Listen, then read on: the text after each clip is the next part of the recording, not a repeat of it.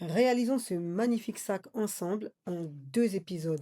Place au premier épisode avec la confection de la partie extérieure. Pour la partie extérieure, on aura besoin d'une grande pièce à couper sur le pli ainsi que de 2 pièces pour réaliser les volants. Au niveau des fournitures, vous pouvez utiliser la fermeture de votre choix. Moi, j'utilise 2 aimants. On commence par la réalisation des volants. On plie les 2 pièces endroit contre endroit au niveau des extrémités, puis on va piquer à 1 cm. Ensuite, on plie envers contre envers et on aplatit le pli au fer à repasser. Puis, on maintient ce pli sur le bord brut à l'aide d'un point zigzag. Pour continuer, on trace des repères à partir du bord en les espaçant tous les 4 cm. Puis on réalise des plis en alignant le premier repère sur le deuxième repère et le troisième repère sur le deuxième repère. Et on fait ça tout le long en fixant avec des épingles. On pique tout le long à 0,5 cm du bord pour maintenir les plis en place. On peut les placer sur la partie extérieure, mais avant ça, on va tracer un repère en partant du pli en bas à 10 cm donc de ce pli et on fait de chaque côté.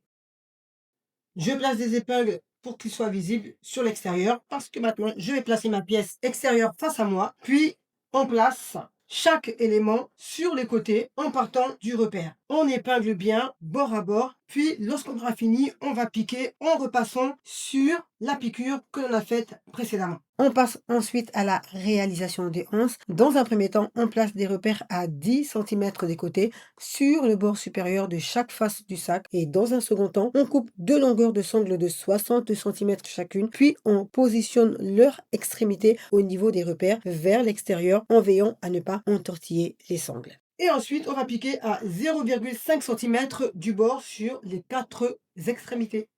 Ensuite, on place les deux faces endroit contre endroit, on épingle convenablement, puis on ira piquer en partant du bord supérieur jusqu'au repère que l'on a placé précédemment, qui était le début de notre bande de plis.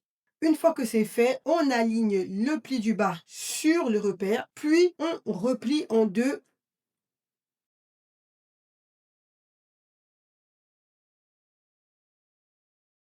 Et maintenant, on va piquer en partant du repère jusqu'en bas. On en a fini pour l'instant avec la partie extérieure.